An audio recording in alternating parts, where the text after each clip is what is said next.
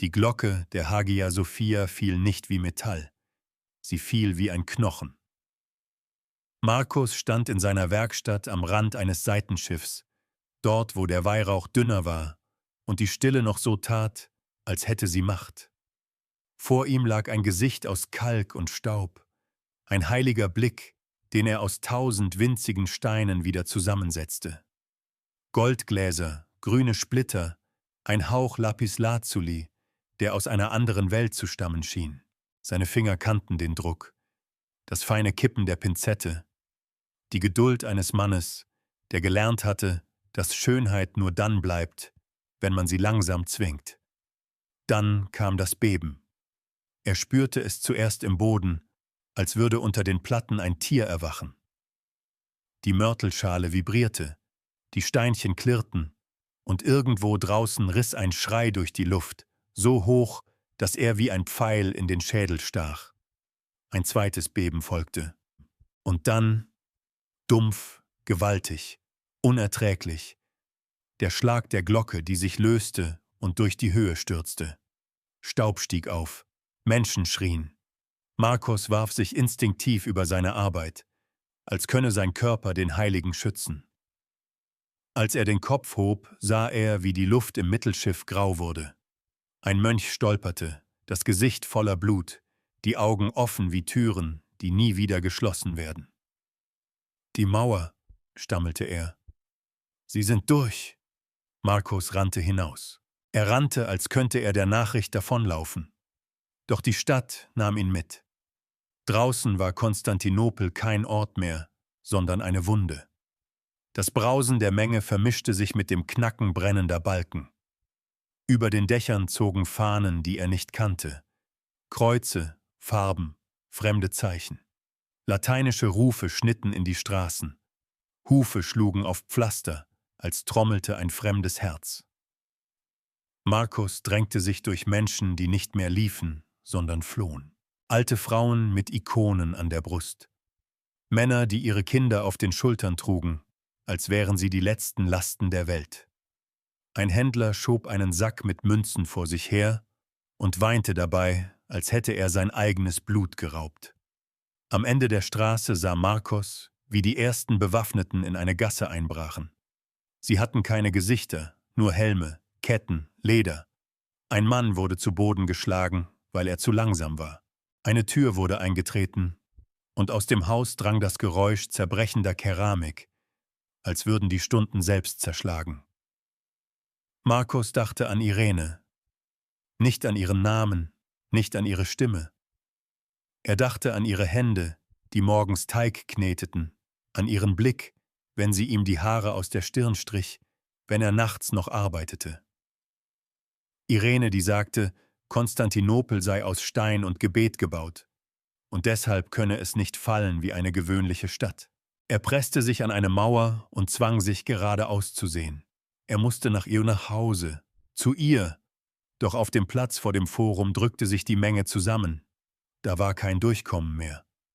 Und mitten in dieser Verdichtung, dort wo Panik zu Ordnungslosigkeit gerinnt, stand ein Trupp Lateiner und begann, Menschen zu sortieren wie Ware. »Du«, rief einer und zeigte auf Markos. Markos wich zurück. Der Mann kam näher. Sein Blick blieb nicht an Markos Gesicht hängen, sondern an seinen Fingern, an den feinen Schnitten, den Mörtelspuren, den eingeriebenen Gelenken. »Hände«, sagte der Soldat auf gebrochenem Griechisch. »Du machst Bilder.« Markos schüttelte den Kopf. »Ich bin...« Ein Schlag traf ihn in die Seite, der ihn auf die Knie zwang. Jemand packte ihn am Nacken, zog ihn hoch. Das Geräusch von Eisenringen, das Schnauben von Pferden, das leise Wimmern einer Frau neben ihm. Alles wurde zu einem einzigen Ton, der sich in seinem Ohr festbiss. »Du kommst mit«, sagte der Soldat. »Der neue Herr braucht Männer wie dich.« Markos versuchte, den Platz zu überblicken. Er suchte Irene in den Gesichtern, in den gestreckten Armen, in den Tränen. Doch er sah nur die Flammen, die sich in Fenstern spiegelten, und den Himmel, der sich verfärbte, als würde er selbst verbrannt. Als man ihm die Hände band, spürte er, wie sich eine Wahrheit in ihm festsetzte. In dieser Nacht gehörte nichts mehr den Menschen, nicht einmal ihre Körper. Und während sie ihn abführten, hörte Markos hinter sich das Geräusch einer zweiten Glocke, nicht aus Metall, sondern aus Fleisch. Das Schreien der Stadt, die gerade verkauft wurde. Am Rand des Platzes sah er einen Stofffetzen auf dem Boden, klein, unscheinbar. Ein schmaler Streifen, den Irene immer in ihr Haar band, wenn sie arbeitete. Rot, ausgewaschen, aber unverkennbar. Markos Atem stockte. Denn wenn dieser Fetzen hier lag, dann war Irene nicht zu Hause. Dann war sie irgendwo in dieser Menge. Und jemand hatte sie bereits berührt. Am Ende der Nacht würde Markos nicht mehr fragen, ob er gehorchen muss, sondern wem er schneller zuvorkommen muss. Man brachte ihn nicht in ein Gefängnis, sondern in ein Gebäude, das nach feuchtem Stein und fremdem Schweiß roch.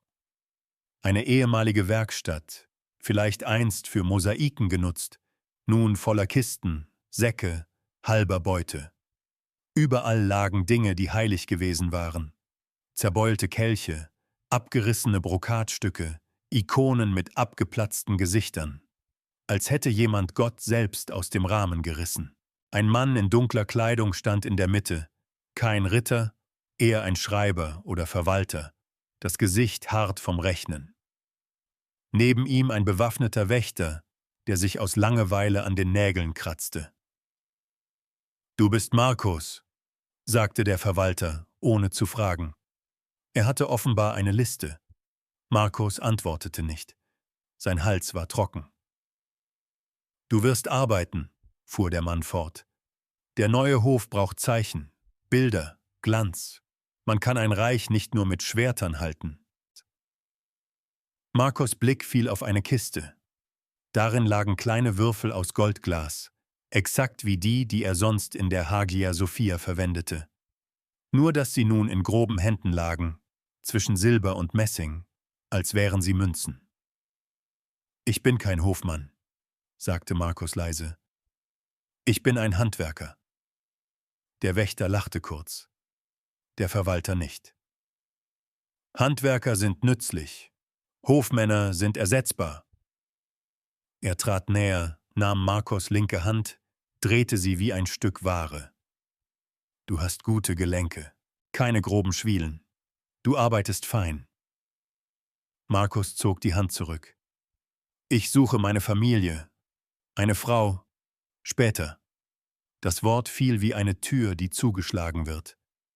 »Zuerst dienst du.« Man gab ihm Werkzeuge, Pinzetten, Messer, ein kleines Metalllineal.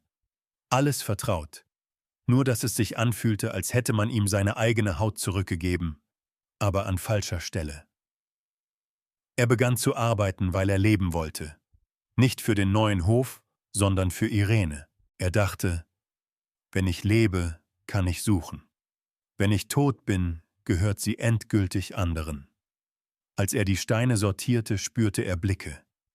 Andere Gefangene, andere Handwerker, Männer mit leeren Augen. Einer flüsterte, »Sie holen euch, weil ihr gebraucht werdet. Danach werdet ihr wieder ersetzt.« »Wo bringen Sie die Frauen hin?« fragte Markos. Der Mann zuckte kaum sichtbar mit den Schultern. »Dorthin, wo man sie zählen kann.« Später, als der Verwalter ihn in einen Nebenraum schickte, um hier Material zu prüfen, fand Markos zwischen zwei Säcken etwas, das nicht hierher gehörte. Ein kleines Stück Stoff. Rot. Er hob es auf, rieb es zwischen den Fingern. Nicht nur rot, sondern die spezielle, schmale Webart, die Irene mochte, weil sie sagte, sie könne damit alles binden. Haare, Brot, Wunden. Am Ende des Streifens war ein winziger Knoten, den Markos kannte, weil er ihr einmal dabei zugesehen hatte. Ihre Geduld, ihr Lächeln, als wäre die Welt noch ordentlich. In diesem Moment hörte er draußen Stimmen. 2 lateinische Soldaten redeten. Er verstand nur Bruchstücke, doch ein Wort stach hervor, weil es in jeder Sprache gleich schmeckt. Mercatus, Markt. »Heute Abend«, sagte einer, »noch vor dem Morgengrauen. Alles weg, bevor die Griechen wieder etwas versuchen. Markos Herz schlug schneller. Er drückte den Stoff in seine Faust, bis er ihn kaum noch spürte. Er wusste nicht, ob Irene dort war. Aber wenn sie nicht zu Hause war, wenn dieser Stoff hier lag, dann war sie irgendwo, wo Menschen alles weg sagten. Am Ende der Schicht durfte er kurz hinaus in den Hof. Die Luft war rau von Rauch. Von fern hörte man das Murmeln einer Menge. Nicht das Murmeln von Gebet, sondern das Murmeln von Kauf. Markos sah über die Mauern hinweg. Er sah keine Irene, nur die Stadt, die immer noch brannte, und dazwischen die Schatten, die sich bewegten wie Ströme. Er begriff, Irene war nicht verschwunden. Sie war in ein System gefallen. Und Systeme öffnen sich nicht durch Bitten. Als man ihn zurück in die Werkstatt drängte, wusste Markos, dass er in dieser Nacht nicht schlafen würde. Er würde zählen. Wege, Wachen, Zeiten. Denn wenn der Markt vor dem Morgengrauen stattfand, hatte er nur Stunden. Und jede Stunde, die er arbeitete, war ein Schritt näher daran, dass Irene verkauft wurde. So wurde aus dem Gehorsam ein Plan. Und aus dem Plan ein Hunger, der nicht mehr nach Brot verlangte, sondern nach einem Bruch im Schloss. Der Platz roch nach Öl, Pferd und Angst. Markos hatte nicht Erlaubnis bekommen zu gehen. Er hatte einfach aufgehört, auf Befehle zu warten. Als die Werkstatt kurz unbeaufsichtigt war, schob er sich mit gesenktem Kopf hinaus, wie ein Schatten unter anderen Schatten. Er hielt Werkzeuge unter dem Mantel, nicht als Waffen, sondern als letzte Ausrede. Wenn sie ihn fangen, kann er sagen, er sei geschickt worden. Je näher er dem Geräusch kam, desto weniger war es ein Geräusch. Es war eine Masse aus Stimmen, ein lebendiges Fell über dem Pflaster. Fackeln warfen Lichtkegel, in denen Gesichter kurz aufblitzten. Gier, Ekel, Müdigkeit.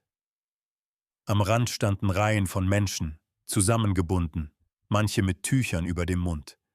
Nicht, weil sie krank waren, sondern weil man wollte, dass sie leise bleiben. Markos sah Kinder, die sich an Röcke klammerten, sah Männer, die sich starr machten, als könnte starre Würde sein. Und dann sah er Irene, nicht sofort.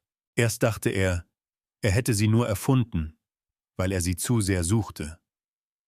Aber dann erkannte er den Nacken, die Art, wie sie den Kopf hielt, als würde sie sich weigern, zu knicken. Ihr Haar war lose, das rote Band fehlte. Ihre Hände waren auf dem Rücken gebunden, an ihrem Arm eine fremde Hand, grob, als wäre sie ein Griff. Markos Brust zog sich zusammen. Er wollte ihren Namen schreien. Stattdessen schluckte er ihn hinunter, weil er begriff, wer schreit, wird sichtbar. Sichtbarkeit war in dieser Nacht ein Todesurteil. Ein Mann mit einer Liste trat vor die Reihe. Er rief Zahlen aus, nicht Namen. Neben ihm ein Lateiner, der lachte, als wären Zahlen ein Spiel. Irene stand da wie ein Stein, der gelernt hat, nicht zu weinen. Markos schob sich näher, Schritt für Schritt. Er hörte Sätze, die in verschiedenen Sprachen dasselbe bedeuteten. Wie alt? Kann sie arbeiten? Nimm 2, ich gebe dir weniger. Ein Händler zeigte auf eine Frau und machte eine Bewegung, die Markos Magen umdrehte. Er griff nach Irene, ohne es zu merken. Seine Hand streifte die Luft zwischen ihnen.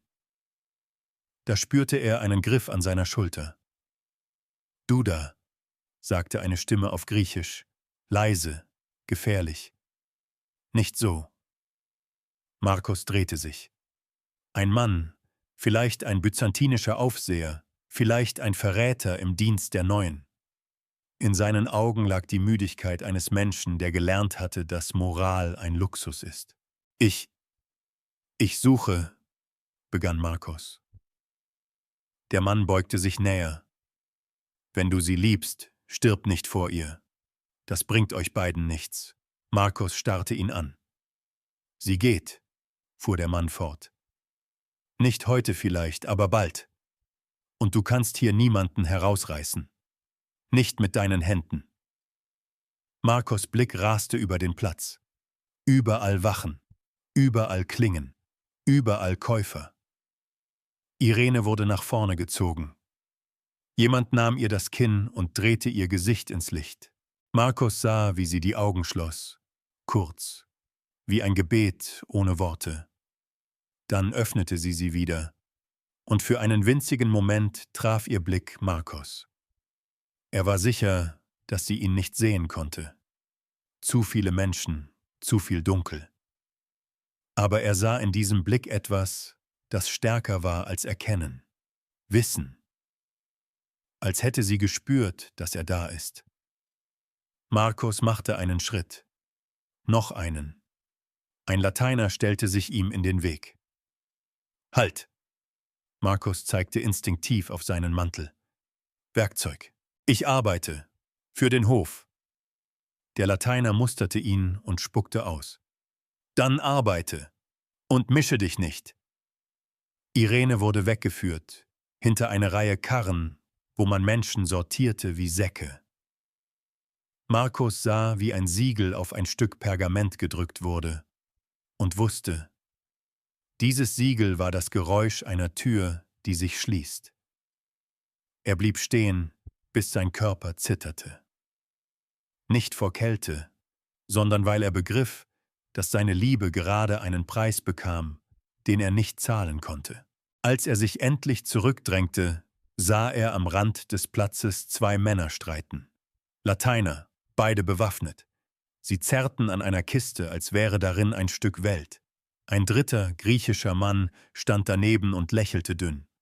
Markos hörte Wortfetzen. Beute, Anteil, Verrat. Inmitten dieses Streits, wie ein Schatten in einer Lücke, erkannte Markos einen Weg. Nicht durch Kraft, sondern durch Spaltung.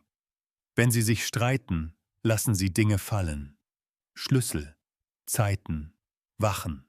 Markos ging zurück zur Werkstatt. Nicht mehr als Opfer, sondern als Beobachter. Er hatte Irene nicht gerettet. Aber er hatte gesehen, wo sie verschwand. Und er hatte gesehen, dass die Sieger nicht eins waren. Sie waren ein Bündel von Messern, das sich gegenseitig schnitt. Als Markos in die Dunkelheit zurücktrat, nahm er den Geruch des Marktes mit, und daraus wurde der Entschluss, nicht mehr zu ziehen, sondern zu hebeln. Am nächsten Morgen war die Stadt stiller, nicht weil sie ruhte, sondern weil sie erschöpft war vom Schreien. Markos wurde früh geholt, der Verwalter wirkte nervös, als hatte er die Nacht nicht mit Traumen, sondern mit Rechnungen verbracht. Du kommst mit, sagte er, du bist nützlich. Du wirst zeigen, was hier wertvoll ist. Ich bin kein Dieb, antwortete Markos.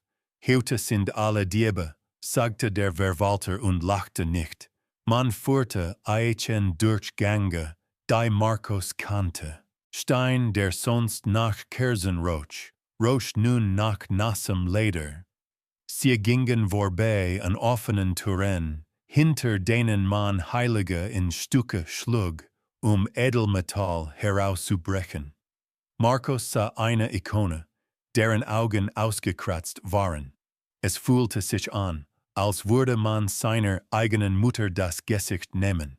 Sie kamen zu einem schweren Tor. Dahinter ein Lagerraum, den man Sicherheitskammer nannte, weil man Worte brauchte, Raub zu bemanteln. Kisten standen dicht. Manche waren neu versiegelt, manche schon geöffnet. Ein Ritter stritt mit einem Handler. Beide zeigten auf dieselbe Kiste. Im Streit spürte Markos das. Hier war Macht nicht Ordnung, sondern Gier in Rüstung. Du wirst prüfen, sagte der Verwalter, ob das, was wir nehmen, echt ist.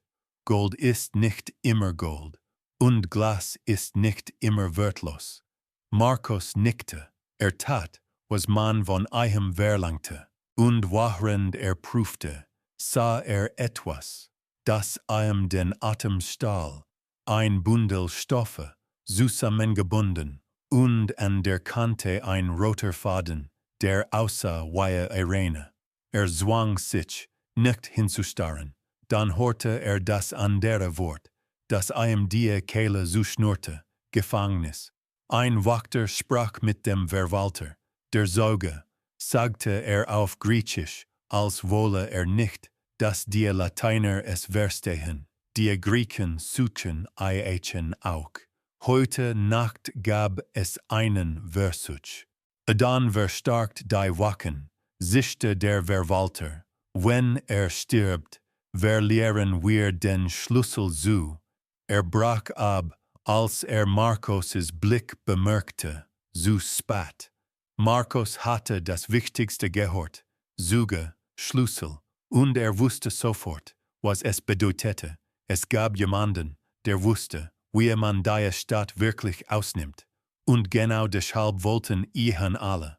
Markos wurde weitergeführt, diesmal tiefer, in einen Teil des Gebäudes, den selten betreten hatte. Feuchte Luft, enger werdende Gange, das Geräusch von Tropfen. Ein Ort, der schon vor der Eroberung Nach Schuld gerochen hatte, wo einer Seelentour blieb der Verwalter stehen. Deutete auf Markos, du wirst hier später arbeiten. Eine neue Tafel, ein Zeichen. Der neue Hof will, dass die Menschen wissen, wem dieser Ort gehört. Markos trat nahe. Durch die Gitterstäbe sah einen Mann im Halbdunkel, abgemagert, aber nicht gebrochen.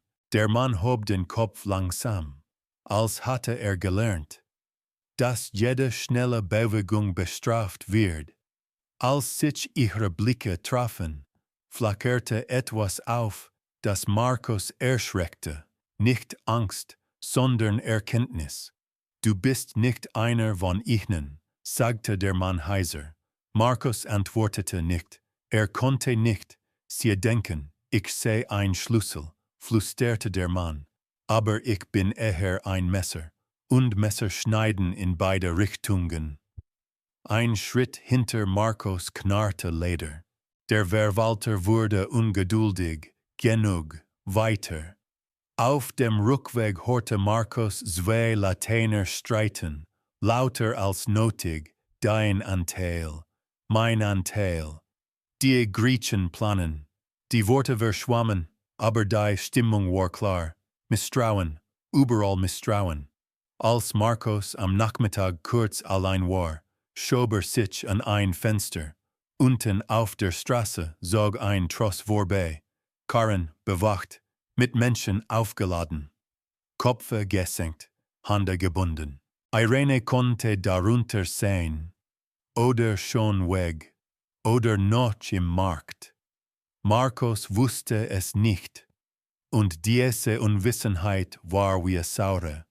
Ein Wachmann neben ihm sagte zu einem anderen, halb spottisch, heute Nacht geht die nächste Ladung, vor dem Morgengrauen, sicherer so. Markos' Magen zog sich zusammen, wieder dieses Zeitfenster, wieder dieses, vor dem Morgengrauen. Jetzt verbanden sich zwei Türen in seinem Kopf, die Seelentour des Saugen und die Tür, durch die Irene verschwand. Wenn der Sauge der Schlüssel war, dann führte dieser Schlüssel nicht nur zu Schätzen, sondern auch zu Transportwegen. Markos ging zurück an seinen Arbeitstisch. Seine Hände zitterten, aber nicht mehr vor Angst, vor Richtung, denn begriff, würde Irene nicht finden, indem suchte, würde sie finden, indem das System zwang, sich zu zeigen. Und dazu brauchte den Mann hinter den Gitterstäben. So wurde die nächste Nacht nicht mehr nur eine Nacht der Stadt, sondern die Nacht, in der Markos entschied, welche Tür zuerst fallen muss. Die Lateiner nannten es Ordnung. Aber in Konstantinopel sah Ordnung aus wie Streit. Markos arbeitete tagsüber an einer neuen Mosaiktafel, einem Symbol, das den neuen Herren gefallen sollte. Ein Kreuz, scharfer, fremder, in Farben, die nicht nach byzantinischer Geduld rochen, sondern nach Eroberung. Setzte Stein an Stein und beobachtete dabei mehr als arbeitete. Kam wan, schrie mit wem. Welche Wachter tranken zu viel? Welche hatten Angst? Der Verwalter wechselte zweimal am Tag seine Begleitung, als wurde wissen, dass jemand Eichen belauschen konnte. Ein Ritter drohte ihm offen, weil eine Kiste verschwunden war. Ein venezianischer Handler schob Münzen in Handflachen, die zu schweizen begannen, sobald sie berührten. Löhne wurden versprochen, dann wieder gestrichen. Man sprach von einem lateinischen Kaiser, aber Markos sah, das Reich war ein Topf voller Messer. Gleichzeitig lebten die Griechen nicht plötzlich brav weiter. Sie lebten wie Menschen, die gelernt hatten, dass man auch ohne Waffen töten kann. In der Nacht gab es Brände an Stellen, die strategisch waren. Ein Stall, ein Lager, ein Torhaus. Tagsüber fanden Wachen, Sättel, die vor Verrätern warnten. Manchmal hing ein Mann mit zerschlagenem Gesicht an einer Mauer, und niemand wusste offiziell, wer Eichen getötet hatte. Die Stadt war eine Waage, die ständig kippte. Markos nutzte diese Bewegung. Stellte Fragen, die wie Arbeit klangen. Wo soll dieses Zeichen hängen? Wie groß ist die Wand? Wer bewacht den Bereich nachts? Jedes Mal, wenn fragte, tat so, als würde nur an Stein denken. Doch in Wahrheit baute ein anderes Bild, ein Bild aus Wegen.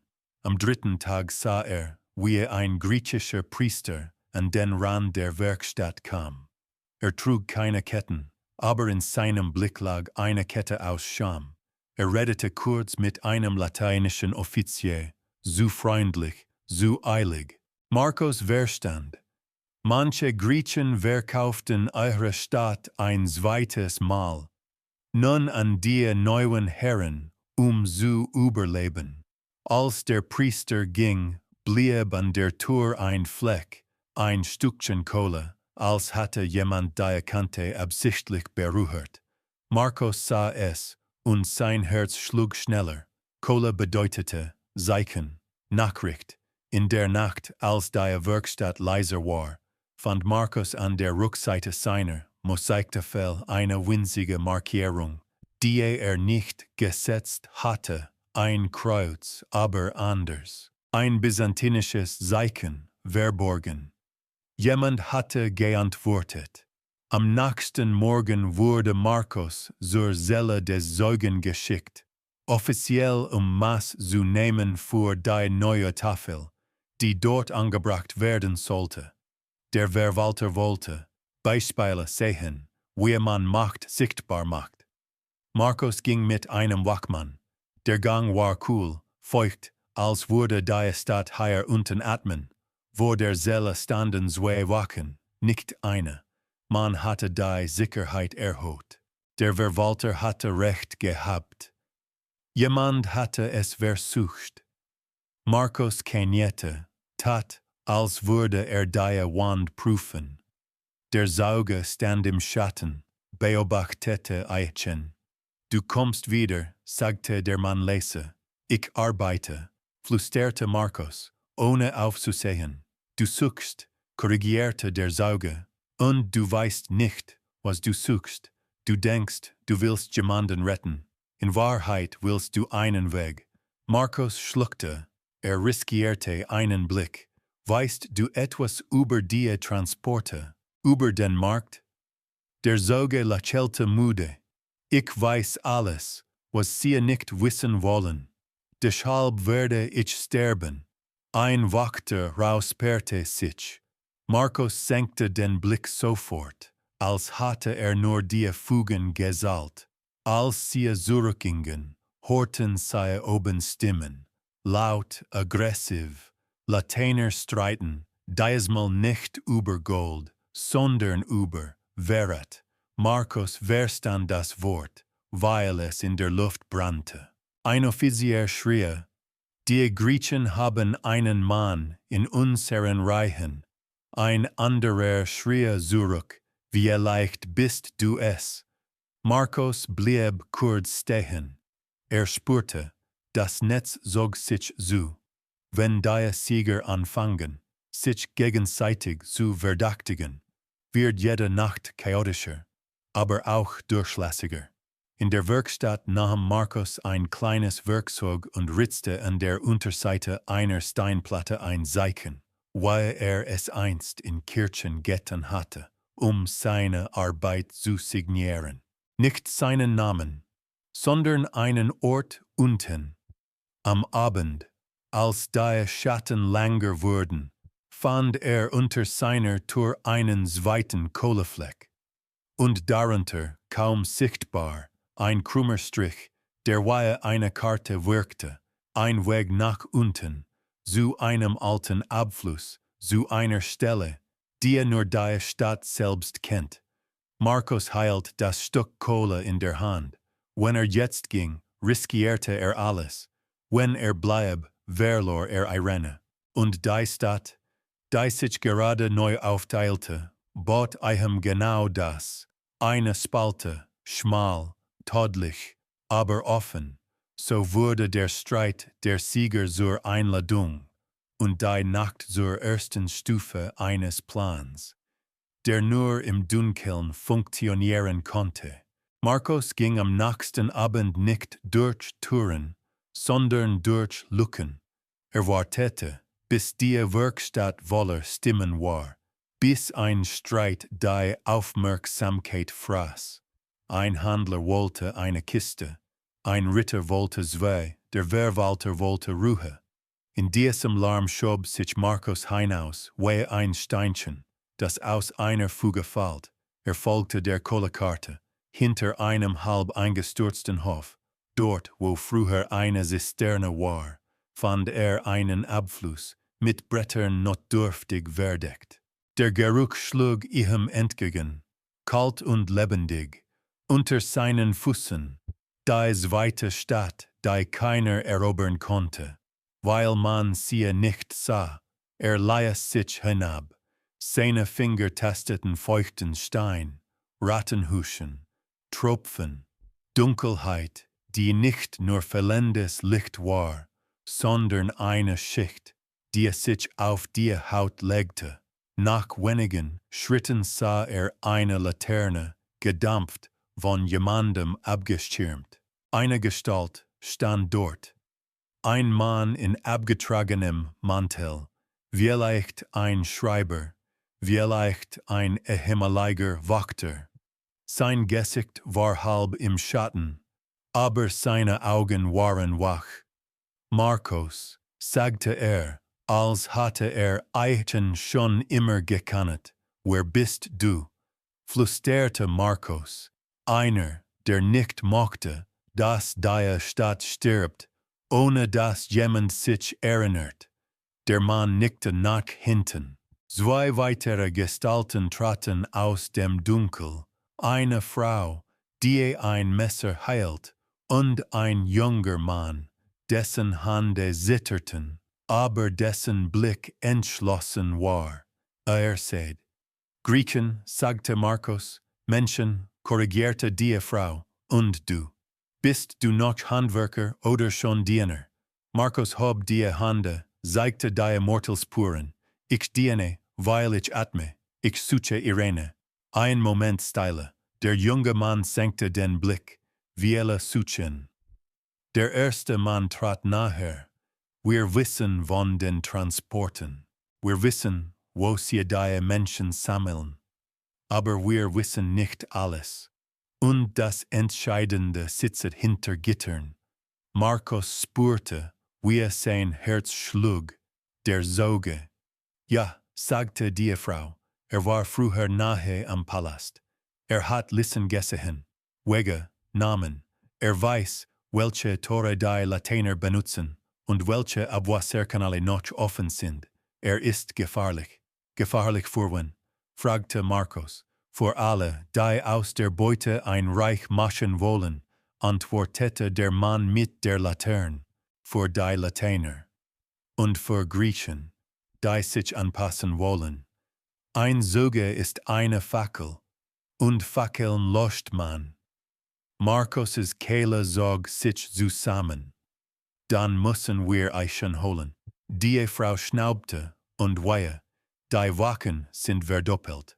Markos dachte an die streitenden oben, an die Munsen, die in Taschen glitten, an die Eitelkeit der Sieger, die sich selbst für unsterblich heilten, sie misstrauen einander.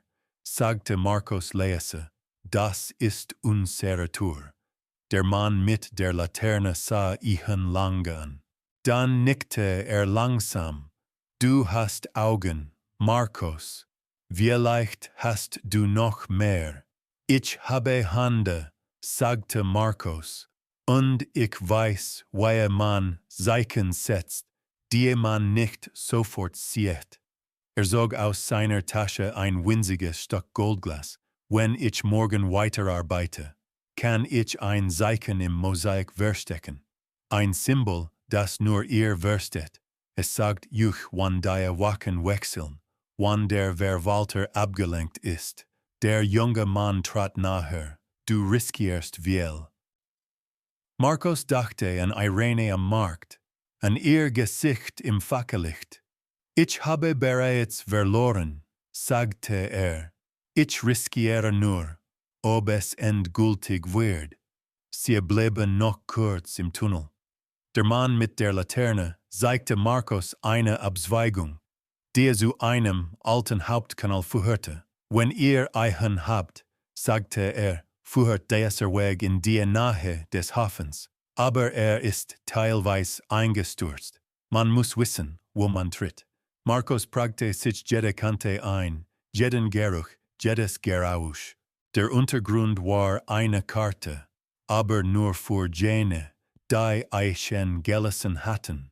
Als weiter nach oben stieg, war die Luft der Oberstadt wie ein Schlag, Rauch, Blut, Sonne, die so tat, als sei alles normal.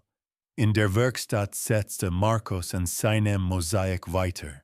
Der Verwalter kam vorbei, lobte kurz, weil loben musste, gehorsame Hände zu behalten. Markos lächelte nicht, arbeitete. Und als niemand hinsah, setzte das Goldglas nicht dort ein, wo es glänzen sollte, sondern dort, wo es verborgen blieb, in einer Ecke, die nur aus einem bestimmten Winkel sichtbar war. Drei Steinchen, die zusammen ein Zeichen ergaben. Heute Nacht, später, als die Hände wusch, bemerkte eine neue Nachricht. Unter dem Wasser, auf dem Rand der Schale, ein Kohlestrich, kurz, scharf, verstanden. Markos Brust wurde eng. Die Maschine begann zu laufen.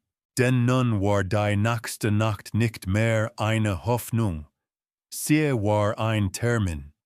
Und oben, in den Fluren der neuen Herren, begann der Streit lauter zu werden. Genau laut genug, ein Schloss zu überhören, das gleich brechen würde. So wurde das versteckte Gold zum Signal. Und das Signal zum ersten Schritt auf die Seelentour zu. In der Nacht war Konstantinopel am herrlichsten. Nicht, weil es friedlich war, sondern weil niemand mehr so tat, als sei das alles rechtmäßig. Die Fackeln gehörten denen, die nah genug waren, sie zu halten. Der Rest war Dunkelheit. Markos wartete, bis der Wachwechsel begann. Hatte hin am Nachmittag, gesallt, Schritte, Stimmen, das kurze Klirren eines Schlüssels, wenn ein Mann seine Kette neu ordnete. Die neuen Herren hatten Ordnung auf ihre Art, aber Ordnung bedeutete auch Rhythmus. Und Rhythmen kann man ausnutzen. Ließ sich in den Flur führen, offiziell die Wand an der Zelle auszumessen. Ein Wächter führte müde, der Blick halb schon im Schlaf. Schnell knurrte der Mann, ich will nicht hier unten stehen. Markos nickte, tat Gehorsam, doch in seinem Kopf war jeder Schritt eine Saal. Vor der Zelle standen wieder zwei Wachen. Einer trank, der andere starrte ins Nichts. Markos kniete und zog sein Metallinael hervor, als würde er messen. In Wahrheit horte er. Oben, weit entfernt, drang Lärm herunter. Ein Streit, ein Schrei, dann ein dumpfer Schlag, als sei etwas umgestoßen worden. Einer der Wächter hob den Kopf. Was war das? Der zweite zuckte mit den Schultern, weiter diese venezianischen Hunde.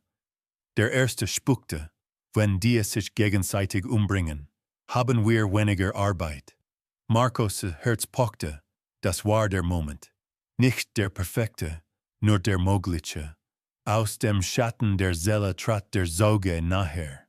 Er sprach leis, nur für Markos. Du hast es also verstanden. Markos wagte kaum zu atmen. Wenn ich die Tür öffne, sterben wir. Wenn du sie geschlossen lässt, stirbt nur ich, flüsterte der Zeuge. Und mit mir stirbt der Weg zu deiner Frau. Markos' Hals zog sich zusammen. Du weißt, ich weiß mehr, als du willst, sagte der Zeuge ruhig.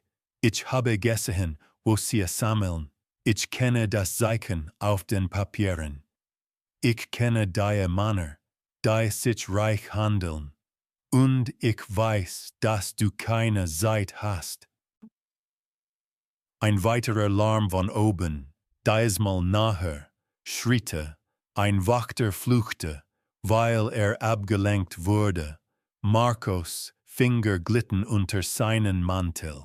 Er hatte kein Schwert, nur ein dünnes Werkzeug, ein Haken, wie man ihn benutzt, Steinchen aus Mortel zu heben. Damit konnte man keine Schlacht gewinnen, aber man konnte eine Kette öffnen, wenn man wusste, wie. Er ließ das Lineal fallen, absichtlich. Es klirrte, beide Wachen blickten herunter. Verdammt, murmelte Markos, bockte sich. Und während die Augen der Wachen auf dem Metall lagen, schob er den Haken in das Schloss der Zellentür. Ein winziger Widerstand. Dann das Geräusch, das in dieser Nacht wie Hoffnung klang. Ein Klick. Die Tür gab nach. In diesem Moment schrie oben jemand. Verrat. Ein anderer, haltet euch hin, Schritte rannten. Die Wachen vor der Zelle drängten sich reflexhaft Richtung Gang. Der Zeuge trat heraus, schnell, erstaunlich schnell, vor einen Mann, der so lange gesessen hatte. Markos packte ihn am Arm und zog ihn in den Schatten, genau in die Nische, die beim Messen bemerkt hatte. Einer der Wächter drehte sich weiter Seine Augen tasteten die Zellentür ab und sahen, dass sie nicht mehr richtig geschlossen war. Er griff nach dem Schlüssel. Markos' Körper handelte schneller als sein Kopf. Er stieß sich hoch, rammte den Wächter mit der Schulter, nicht ihn zu töten, sondern ihn zu kippen. Der Mann fiel, schlug hart auf, stöhnte. Der zweite Wächter zog sein Messer. Markos. Zischte der Zeuge. Jetzt. Sie rannten. Nicht nach oben, wo die Welt brannte, sondern nach unten. Markos kannte den Weg, weil ihn am Tag mit den Augen gestohlen hatte. Sie bogen in einen Seitengang, dann durch eine Tür, die halb offen stand, weil jemand sie in der Eile vergessen hatte. Hinter ihnen horten sie Geschrei, Türen, Befehle. Als sie den Hof erreichten, war die Nachtluft wie ein Messer. Fackeln flackerten. Menschen rannten, ohne zu wissen wohin. Genau das war das Geschenk der Stadt. Chaos. Markos zog den Zeugen zu einer Mauer, wo ein Abflussgitter war. Hatte es tagsüber gesehen, unscheinbar. Sorg mit dem Haken die rostige Stange heraus, die es heilt. Der Sauge half, obwohl seine Hände zitterten. Wenn wir darunter gehen, guckte Markos, werden sie werden dick toten. Wenn du oben bleibst, sagte der Sauge. Unten haben wir zumindest Wege. Sie glitten hinab. Der Tunnel nahm sie auf wie ein Maul. Wasser bis zu den Knöcheln. Kalte, die sofort in die Knochen kroch. Hinter einen, oben, horte Markos das Klirren von Rüstung. Rufe, da, der Sauge stieß Markos an, links, nicht rechts, rechts ist eingestürzt. Markos folgte, tastete sich vor, das Licht ihrer kleinen Laterne war schwach, aber genug, die Wand zu sehen, die Stadt seit Jahrhunderten trug. Sag mir, flüsterte Markos, wachren sie hasteten, wo ist Irene? Der Sauge sogerte nur einen Atemzug. Dann sagte sie ist noch in der Stadt. Nicht weit vom Hafen. Sie wird vor dem Morgengrauen verladen. Markos spürte, wie sich seine Kehle so schnurrte.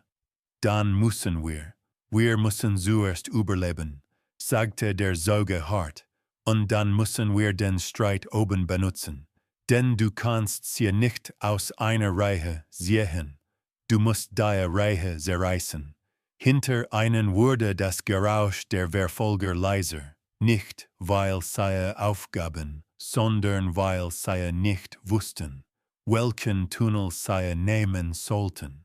Markos und der Sauge rannten weiter, tiefer, und Markos begriff, hatte die Tür geöffnet, aber damit erst die zweite Tür sichtbar gemacht, diejenige, die zum Hafen führte. Und die Zeit lief, als sie an einer Abzweigung hielten, die nach oben führte, wusste Markos, der Sauge war frei, und nun war Irene das nächste Schloss.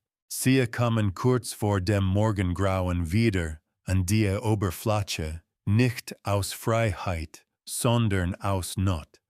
Der Tunnel führte sie in einen halb eingestürzten Keller, dessen Decke nach Rauch. Dort, im Dunkel zwischen Schutt, konnten sie atmen, ohne dass jeder Atem sie verriet. Der Sauge lehnte an der Wand und schloss die Augen. Seine Brust hob und senkte sich, schnell kontrolliert. Markos merkte, dieser Mann hatte nicht überlebt, weil stark war. Hatte überlebt, weil wusste, wann man still sein muss. Wie heißen sie dich? Fragte Markos endlich. Der Sauge lachte kurz trocken. Sie nennen mich Vieles. Früher war ich ein Schreiber, nah genug, Dinge zu hören, nicht nah genug, sie zu ändern. Und jetzt bin ich ein Problem. Markos schluckte. Du hast gesagt, Irene wird verladen. Wo? Der Sauge öffnete die Augen am Rand des Hafens. Nicht dort, wo die großen Schiffe liegen, sondern wo man schnell verladen kann, ohne dass der ganze Hafen es sieht. Man nutzt die Unruhe immer vor dem Morgengrauen. Markos' Kopf dröhnte, alles wiederholte sich. Dieses Zeitfenster, diese Logik. Es war kein Zufall, es war Methode. Wie kommen wir hin? Nicht allein, sagte der Sauge. Wenn du dort auftauchst, sehen sie deine Hände und wissen, dass du nicht hingehörst. Du brauchst Chaos. Größeres Chaos als ohnehin schon. Markos dachte an die lateinischen Streitigkeiten, an die gierigen Händler, an die griechischen Schatten, die Messer hatten und Wut, die Griechen unten, begann Markos. Der Sauge hob eine Hand. Sie sind nicht ein Volk, Markos, so wie die Lateiner nicht ein Heer sind. Es gibt Griechen, die kämpfen, Griechen, die verkaufen, Griechen, die beten, und Griechen, die hoffen, dass der neue Herr weniger schlimm ist als der alte. Du musst verstehen, In Konstantinopel ist jeder jetzt eine Fraktion. Markos spürte einen bitteren Geschmack im Mund. Was willst du von mir? Der Zeuge sah ihn lange an. Ich will leben. Und ich will, dass man später weiß, wer diese Nacht gekauft hat. Dann hilf mir, sagte Markos. Hilf mir, Irene zu holen. Ich helfe dir, sagte der Zeuge, wenn du verstehst, dass du nicht nur sie holst. Du holst auch mich aus dem Blick derer, die mich töten wollen. Markos nickte. War nicht naiv. Seit dem Markt nicht mehr. Sie warteten, bis die ersten Gerausche des Morgens begannen. Schreite, Husten, das Sehen von Karren. Dann schleichen sie aus dem Keller. Die Straßen waren nicht leer, aber die Müdigkeit lag über ihnen wie ein Tuch. An einer Kreuzung blieb der Zug stehen. Deutete auf eine Gasse. Dort sammeln sie die Menschen, nicht direkt am Wasser. Erst dort. Dann, wenn es Zeit ist, gehen sie in einem Zug, wie viele. Genug, dass du nicht kämpfen kannst, sagte der Zeuge. Markos ballte die Faust. Seine Fingernagel schnitten in die Haut. Dann muss ich den Zug brechen. Ja, sagte der Zeuge, und du brauchst dafür einen Grund, der groß genug ist, dass die Lateiner sich gegenseitig im Weg stehen. Markos' Blick fiel auf ein paar Männer, die ein Banner trugen, Lateiner, aber nicht Ritter, Handlerleute, sie stritten. Einer schob den anderen, der Zeuge folgte Markos' Blick. Du seiest es, Gier ist lauter als Befehl. Markos erinnerte sich an seine Werkstatt, an die Kisten, an das Gold, an das Zeichen, das im Mosaik gesetzt hatte. Unten warteten Menschen auf sein Signal. Ich kann eine Nachricht senden, sagte Markos. An die Griechen im Tunnel. Sie können einen Angriff vortauschen. Nicht groß, nur so, dass die Lateiner denken. Ein anderer Lateiner nutzt die Unruhe, Beute zu stehlen. Der Zeuge nickte langsam. Gut, aber es reicht nicht. Du musst auch einen Coder setzen. Chatter welchen? Der Zeuge zog etwas unter seinem zerrissenen Hemd hervor. Ein kleines Stück Pergament, in Oll gewickelt, verschmiert, aber geschützt. Darauf ein Siegelabdruck, halb verwischt. Das, sagte das ist nicht die Liste selbst, aber ein Zeichen, das zeigt, dass ich noch etwas habe. Wenn jemand glaubt, ich konnte ihnen den Weg zu einem Schatz zeigen, wird mich nicht sofort töten, wird mich fangen wollen. Markos starrte auf das Pergament. Du willst dich als Coder benutzen. Ich bin es ohnehin, sagte der Zeuge. Lieber so, dass wir die Richtung bestimmen. Markos spürte, wie es sich in ihm etwas verhärtete. Das war mehr als Rettung. Das war ein Spiel mit Messern. Und wenn sie dich fangen, dann musst du entscheiden, sagte der Zeuge ruhig, ob du Irene retten willst oder mich. Beides wird vielleicht nicht gehen. Markos Atem stockte, sah Irene im Fackellicht, sah die gebundenen Hände. Ich werde nicht wacheln, sagte leise. Der Zeuge lächelte traurig. Das sagen alle, bevor sie es müssen. Sie bewegten sich Richtung Tunnelzugang. Markos musste zu den Griechen, musste das Zeichen geben. Der Zeuge musste nahe genug an die Sammelstelle, sichtbar zu sein, aber nicht gefangen. Als Markos an einer Mauer vorbeiging, sah frische Kohlestriche. Wo? Die Griechen waren bereits in Position. Markos schrieb mit zitternder Hand eine Antwort. Hafen, vor morgen, Coder. Drückte die Kohle in die Fuge, als war es ein Gebet. Dann wandte sich denn nun war alles gesetzt, der Zeuge als Coder, der Hafen als Ziel, die Fraktionen als Brandstoff, und über allem hing die Uhr, die niemand sah, vor dem Morgengrauen. So wurde Wissen zum Preis, und der Preis zur letzten Nacht, in der Markos Irene noch als Mensch zurückholen konnte. Die Nacht kam zurück, obwohl der Tag nahe wirklich da gewesen war. Markos stand im Schatten eines eingestürzten Bogens, nahe dem Zugang zum Tunnel, und wartete.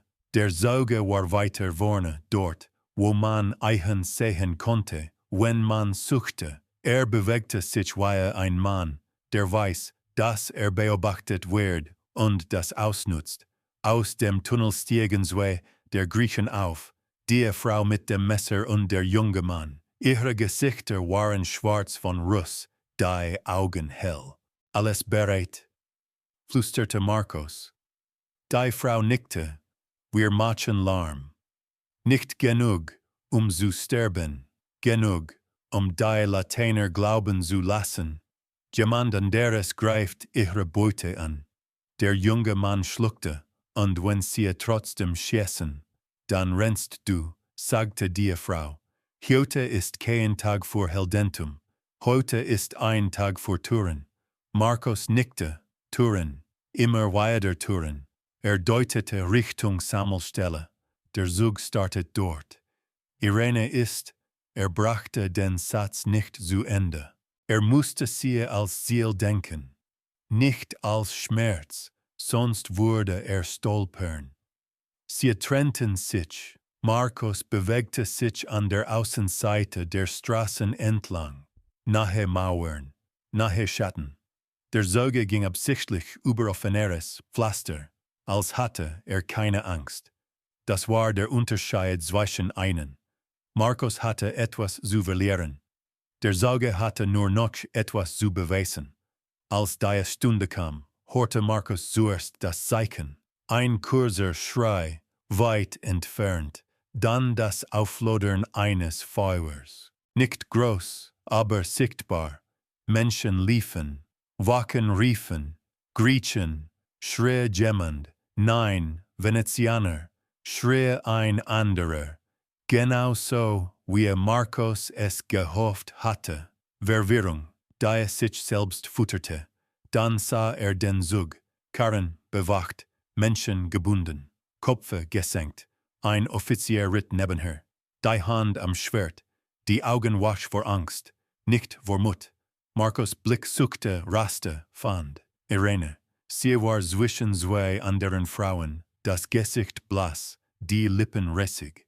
Doch als sie stolperte, richtete sie sich wieder auf, als würde sie sich weigern, dem neuen Reich den Genuss ihres Zusammenbruchs zu schenken. Markos Kehle brannte. Er zwang sich, nicht zu ihr zu rennen. Nicht jetzt, der Zug bewegte sich nachher an den Zug heran, so dass ein Wachmann ihn bemerken musste. Markos sah, wie der Zug das Pergament kurz sichtbar machte, nur einen Hauch, wie ein Funke. Ein Wachmann erstarrte. Du, rief er, stehen bleiben. Der Zug tat, als wolle er fliehen.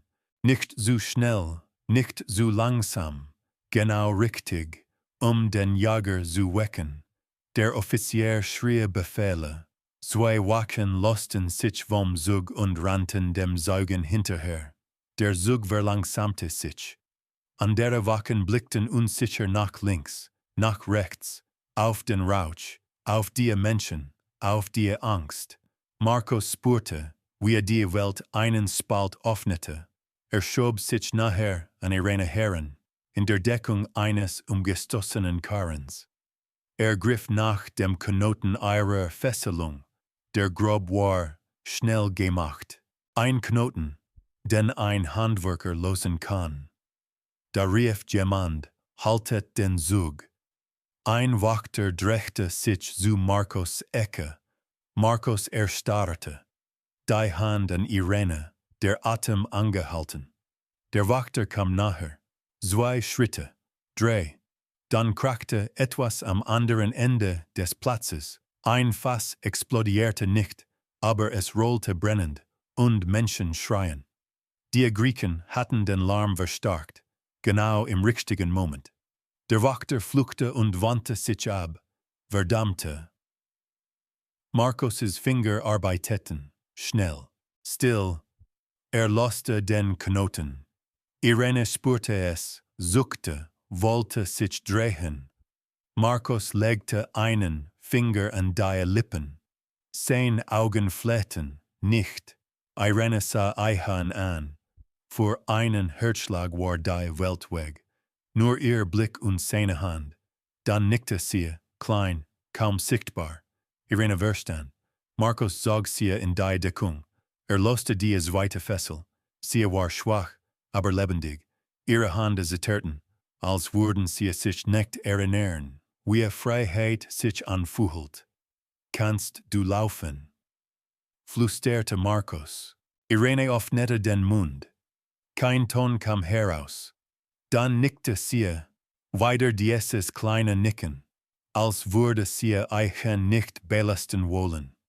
Markos führte sie in den Schatten, doch in diesem Moment hörte den Schrei des Zeugen, nicht vor Schmerz, sondern als Signal. Markos drehte den Kopf, der Sauger wurde gepackt, zwei Lateiner hatten Eichen. Einer hielt Eichen am Arm, der andere schlug Eichem in den Bauch, nicht zu töten, sondern zu brechen. Der Offizier kam nahe. Wo ist der Rest? Brüllte der Offizier. Der Sauger hob den Kopf, blutiger Speichel am Mund. Lächelte. Und in diesem Lächeln lag das, was Markos fürchtete. Die Koderphase war vorbei. Jetzt kam die Fangphase. Markos zog Irene weiter.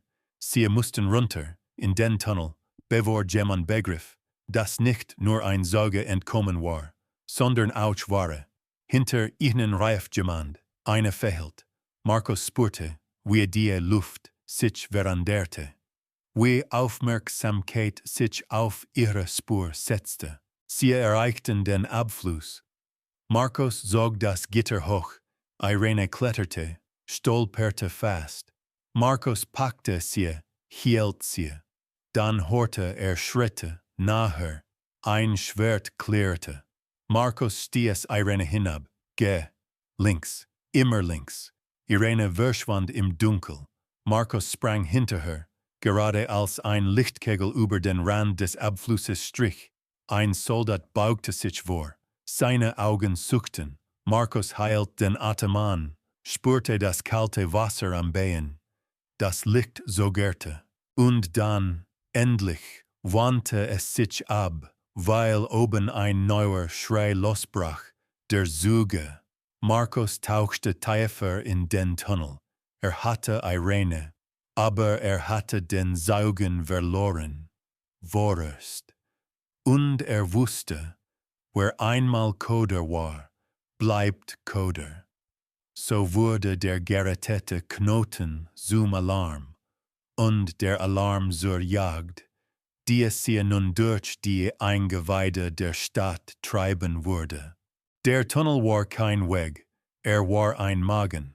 Wasser schlug ihnen bis zu den Knien, manchmal höher, wenn der Boden plötzlich abfiel. Irene atmete flach, jeder Atemzug wie ein Kampf gegen die Luft, die nach Moder und Vergangenheit schmeckte. Markos hielt ihre Hand fest, weil spürte, wenn sie loslässt, nimmt die Dunkelheit sie zurück. Links keuchte Irene, heiser, als hatte ihre Stimme lange geschlafen. Warum links? Weil der Sauge es sagte, flüsterte Markos. Rechts ist eingestürzt. Irene nickte, ohne zu widersprechen. Sie hatte gelernt, dass Widerspruch ein Luxus ist, den man nur in sicheren Häusern hat. Über ihnen halten Gerausche, gedampft, verzerrt. Schritte, Rufe, Metall auf Stein. Manchmal fiel ein Tropfen von oben und klang wie ein kleiner Schlag, der sie verriet.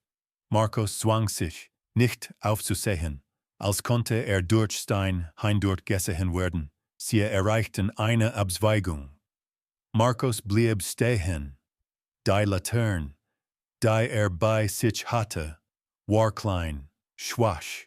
Das Licht reichte gerade, die Wande zu erkennen. Die gealterte Rippen wirkten. Hier, sagte Irene plötzlich. Markos starrte sie an. Ich erinnere mich, flüsterte sie, als Kind. Mein Vater hat mir mal erzählt, dass die Stadt unten eine Stadt hat. Ich habe gelacht. Ich dachte, es sei ein Märchen. Markos spürte einen Stich. Alles, was Märchen gewesen war heute Mechanik. Sie gingen weiter. Der Tunnel wurde enger. Irene stolperte, fing sich, stolperte weiter. Markos zog sie nicht sanft, sondern dringend. Dann hörten sie ein neues Geräusch, nicht Schritte, sondern Wasser, das anders klang.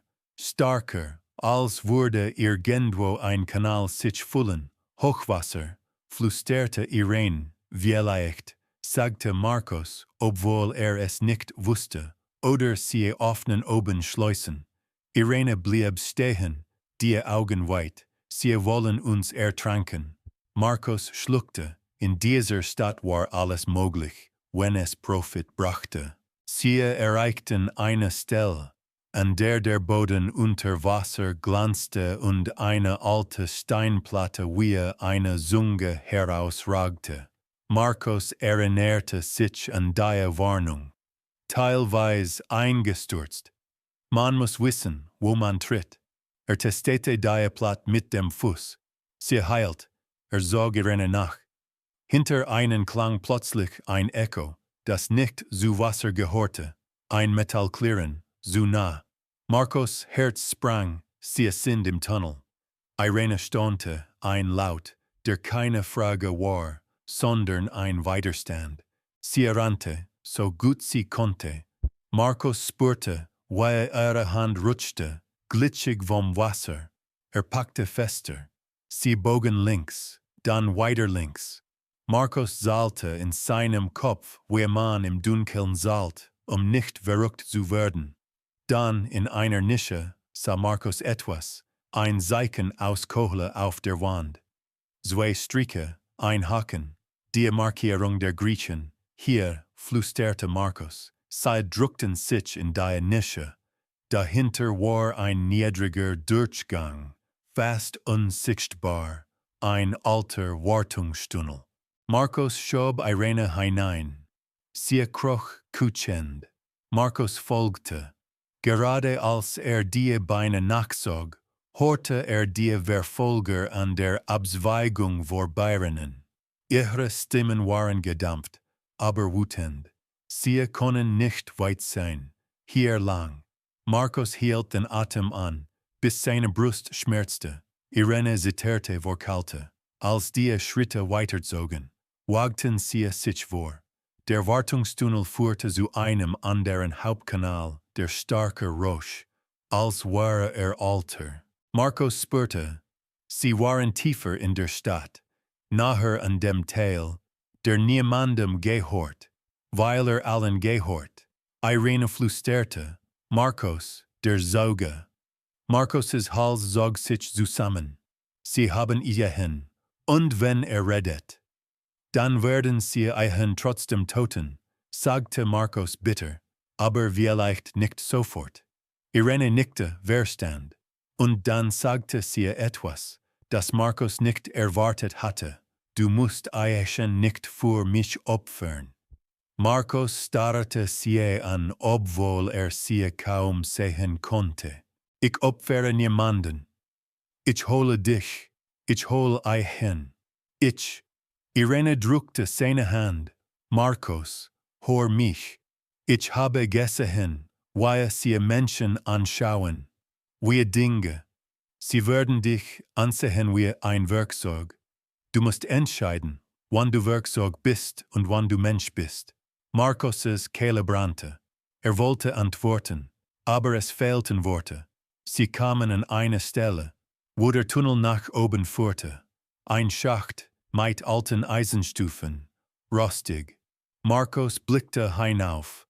Von oben kam ein schwacher Lichtschein, vielleicht ein Keller, vielleicht Freiheit, vielleicht nur ein weiterer Raum voller Männer. Wir müssen raus, flüsterte Irene. Ich kann nicht mehr. Markos nickte, stieg zuerst, vorsichtig. Die Stufen knarrten. Als oben eine Steinplatte anhob, drang kalte Luft hierin, und das Gerausch von Stimmen, lateinische Stimmen, erstarrte. Unten im Schacht hörte Irene seinen Atem stocken. Was ist? Markos schloss die Platte weiter, langsam, leise. Oben sind sie, flüsterte Irene Finger krallten sich in den Rost. Dann, wo jetzt? Markos' Blick fiel auf eine Seitenrinne, die kaum bemerkt hatte. Ein schmaler Weg, niedriger, dunkler, aber Weg von den Stimmen. Weiter, sagte Markos, noch weiter, bis zum Hafenrand. Dort gibt es einen Ausgang.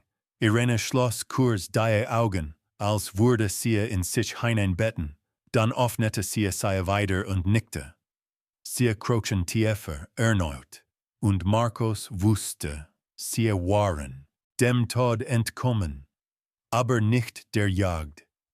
Denn oben würden sie bald merken, dass nicht nur eine Ware fehlt, sondern auch der Mann, der sie befreit hat. So wurde der Tunnel zur Kehle der Stadt, und jeder Schritt darin zum letzten Atemzug vor dem nächsten Kampf. Als sie endlich weiter an die Oberfläche kamen, war die Luft wie eine fremde Sprache.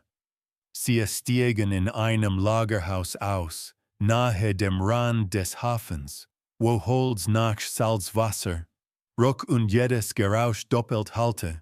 Markos drückte die Steinplatte zurück an ihren Platz und ließ Irene auf einem Sack zusammensinken.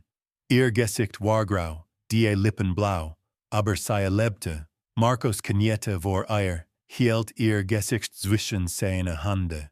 Du bist hier, flüsterte als musste sich selbst überzeugen. Irenes Augen waren trocken. Vielleicht hatte sie keine Tränen mehr übrig. Ich bin hier, kraxte sie, aber die anderen. Markos schluckte, wusste, dass sie recht hatte. Und wusste auch, spähte durch einen Spalt im Holz. Draußen bewegten sich Gestalten, Wachen, Kehren, und, am Rand, unter einem provisorischen Dach, stand der Sauge, gefesselt, Blut im Gesicht, doch stand noch, neben ihm der Offizier, der ihn gefangen hatte. Und ein weiterer Mann, reich gekleidet, ein Händler, dessen Hände sauber waren. Saubere Hände in dieser Stadt waren verdächtig. Der Händler redete schnell. Der Offizier hörte zu, nickte, schüttelte den Kopf, nickte wieder, man verhandelte. Markos spürte, sie wurden den Saugen nicht einfach töten. Sie wollten Eichen auspressen. Und sobald leer war, wurden sie Eichen wegwerfen. Irene folgte seinem Blick. Du willst, ich muss, sagte Markos. Ist der Grund, warum wir den Weg kennen. Ohne Eichen, ohne seine Informationen. Werden sie neue Transporte machen, neue Märkte, neue Irene. Irene sah Eichen lange an. Dann sagte sie leise, du riskierst mich. Ich riskiere uns, antwortete Markos. Zog seine Werkzeuge aus dem Mantel. Der Haken, die kleine Klinge, die Pinzette, lackerlich gegen Schwerter. Aber Markos dachte nicht an Kampf. Dachte an Ablenkung. Ich brauche Chaos, flüsterte Irene hob den Kopf. Du hast es schon einmal gemacht. Markos nickte. Und es hat uns hierher gebracht. Jetzt muss es größer sein. Blickte hinaus. Am Hafen lagen Kisten, die halb geöffnet waren. Beute, Silber, Stoff, Goldglas. Dinge, für die Männer sterben, weil sie glauben, sie konnten damit leben. Markos nahm einen kleinen Stein und warf ihn. Traf eine Kiste, gerade so, dass sie kippte und ein metallisches, klirren versagte. Ein Wachmann drehte den Kopf, dann eins weiter. Misstrauen glitt wie all über Gesichter. Markos warf den zweiten Stein, harter. Die Kiste fiel. Deckel sprang auf, Silber blitzte im fahlen Licht. Schrie jemand. Diebstahl. Sofort standen zwei Lateiner einander gegenüber, als waren sie schon immer Feinde gewesen. Einer zeigte auf den anderen. Du. Nein, du. Der Handler schrie etwas, wütend, weil sein Profit bedroht war. Der Offizier brüllte Befehle. Chaos wuchs nicht, weil Markos es gemacht hatte, sondern weil es bereits überall war. Markos hatte nur eine Nadel gesetzt, zog Irene hoch. Jetzt, flüsterte wir gehen raus. Wir nehmen den Saugen in der Bewegung. Hauchte Irene, wenn alle nach den Kisten schauen, sind die Knoten die Schwachstelle, sagte Markos. Sie schlichen aus dem Lager, gedruckt an der Wand. Markos' Augen arbeiteten schneller als seine Hände. Sah den Weg. Zwei Wachen links, eine rechts, eine Luke, wenn der Offizier sich dreht. Der Offizier drehte sich. Markos sprang vor, rammte den Haken in die Fessel des Zugen, zog. Die Kette gab nicht sofort nach. Markos fluchte leise, riss erneut. Der Sauge hob den Kopf, erkannte Markos. Ein Schatten von Humor in seinem Blut. Du bist verrückt. Spatter, knurrte Markos. Irene stand neben Markos, hielt den Saugen, damit nicht fiel. Ihre Hände zitterten, aber sie hielten. Ein Wachmann sah es, da, schrie Sie nehmen hin. Markos' Welt schrumpfte auf Sekunden. Zerrte die Kette, endlich, ein Klick. Die Fessel sprang auf. Der Zuge stolperte, fast fiel aber Irene fing an. Sie rannten, nicht weit. Nur bis zur nächsten Gasse, bis zum Eingang zum Abfluss, den Markos bereits kannte. Doch hinter ihnen brüllten Stimmen, Schritte, Schwerter. Der Offizier war schneller als Markos erwartet hatte. Ritt eine Ecke, das Pferd schnaubend, die Klinge gezogen. Markos zog Irene und den Zugen in einen schmalen Durchgang. Doch der Offizier folgte, sprang vom Pferd, blockierte ihnen den Weg. Zischte. Sein Blick blieb in Markos' Händen hängen, der Handwerker. Markos stellte sich vor Irene, vor den Zugen. Der Offizier hob das Schwert. Gib ihn her, und vielleicht lebst du. Der Sauge couchte. Markos. Irene flüsterte. Wir können nicht. Markos' Kopf raste. Sah links eine Tür, halb offen. Dahinter, dunkel, vielleicht ein Keller, vielleicht ein Sackgasse. Rechts, der Abfluss, offen, der Weg nach unten. Aber der Offizier stand genau zwischen einen und dem Abfluss. Markos begriff, was tun musste. Nicht kämpfen, nicht verhandeln. Musste den Offizier einen Herzschlag lang ablenken. Markos zog aus seinem Mantel das Pergamentstück, das Siegelzeichen, das der Sauge getragen hatte. Hielt es hoch. Du willst wissen, wo der Rest ist, rief Markos laut, so laut, dass andere es hören konnten. Dann tote mich nicht, sonst weißt du es nie. Der Offizier zögerte, nur ein Atemzug, aber in diesem Atemzug drehte sich sein Kopf minimal, Richtung Geräusch, Richtung Gier. Und genau in diesem Atemzug stieß Irene den Saugen nach unten in den Abfluss, sprang hinterher, zog Markos' Arm. Markos ließ das Pergament fallen, absichtlich, wie ein Köder, der auf den Boden klatscht. Der Offizier riss die Augen herunter. Markos sprang, spürte den Rand des Abflusses, das kalte Metall, dann das Wasser, das Eihorn schluckte, oben hörte das Schwert in der Luft schneiden, so spat. Unter Wasser hörte nur das eigene Blut. Als Markos wieder auftauchte, keuchte Irene war da. Der Sauge war da, lebendig, atemlos, gerettet. Aber von oben drang nun ein neues Gerausch, das Klirren von Eisenstangen, die man loste, und das dumpfe Rollen von Steinen. Sie verschlossen die Zugange, sie wollten einen den Atem nehmen. So wurde der Tausch im Rausch zur Flucht in die Tiefe, und die Tiefe zur letzten Straße, die noch offen war. Der Tunnel war diesmal nicht nur Weg, war Versteck. Markos, Irene und der Sauge rannten, so tief sie konnten, weil sie hinter sich das Gerausch hörten, das man nie vergisst, Stein, der bewegt wird, eine Tür zu schließen. Oben versuchte man, die Stadt unten zu versiegeln, als könne man Beweise in der Erde ersticken. Der Sauge kochte, hielt sich die Seite. Irene stützte Eichen, obwohl sie es selbst kaum ging. Markos fuhrte, weil fuhren musste. Ein falscher Abzweig, und alles endete in einem Sack aus Wasser und Dunkel. Hafenrand stieß der Sauge hervor. Der Ausgang ist nahe, der alten Mauer. Markos nickte. Sag mir links oder rechts. Der Sauge hob zitternd den Arm. Dreimal links. Dann der Schacht mit den zerbrochenen Stufen. Danach geradeaus, bis du den Salzgeruch starker fühlst. Sie folgten. Dreimal links. Markos zahalte lautlos. Irene flüsterte jedes Mal 1, 2, 3. Als würde sie sich an der Saal festhalten, nicht zu zerfallen.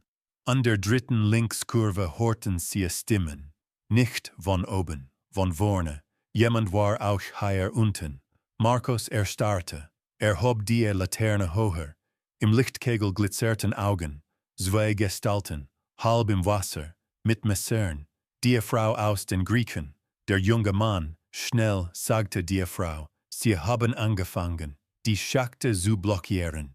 Wir mussten runter, Jutsch zu suchen. Markos' Brust zog sich zusammen vor Erleichterung, da sofort wieder zu Angst wurde. Viele Zugange sind noch offen. Wenige, sagte der junge Mann, und seine Stimme zitterte. Wenn sie oben klug sind, machen sie uns hier unten zu raten. Der Sauge lachte trocken, hustete Blut. Sie sind nicht klug, sie sind gierig. Die Frau packte Markos Arm. Wir haben einen Ausgang. Aber ist eng, und wenn es schafft, müsst die Stadt verlassen. Sonst holen sie Jutsch wieder. Irene blickte Markos an. In ihren Augen war etwas, das Markos nie zuvor so gesehen hatte. Nicht nur Angst, sondern Entscheidung. Wir gehen, flüsterte sie, und wir nehmen das mit, was sie nicht wollen. Markos verstand nicht sofort. Dann sah den Saugen. Du willst, begann Markos. Der Sauge nickte.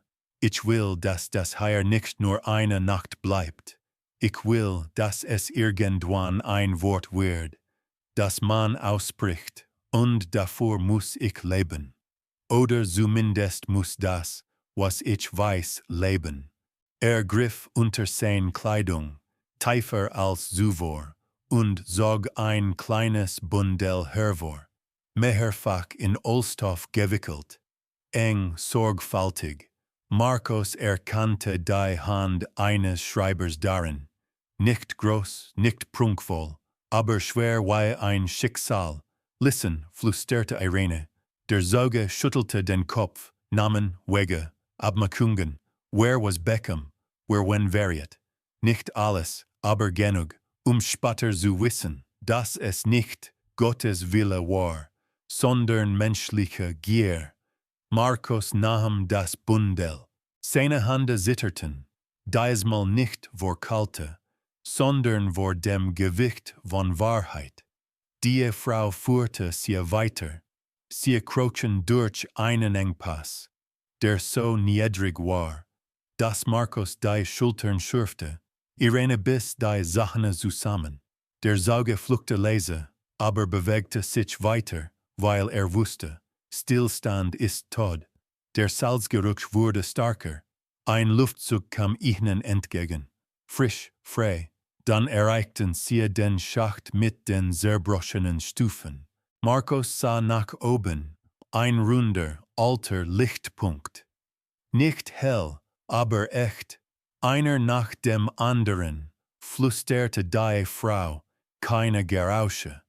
Der junge Mann kletterte zuerst, zog eine lose Platte an, horchte, dann winkte Irene kletterte, Markos folgte direkt hinter ihr, eine Hand an ihrem Fuß, damit sie nicht rutschte, der Sauge kam zuletzt. Jeder Schritt ein Kampf, aber seine Augen blieben wach, als würde sich weigern, im Dunkeln zu sterben. Als Markos die Platte beiseite schob, kam kalte Nachtluft hierin.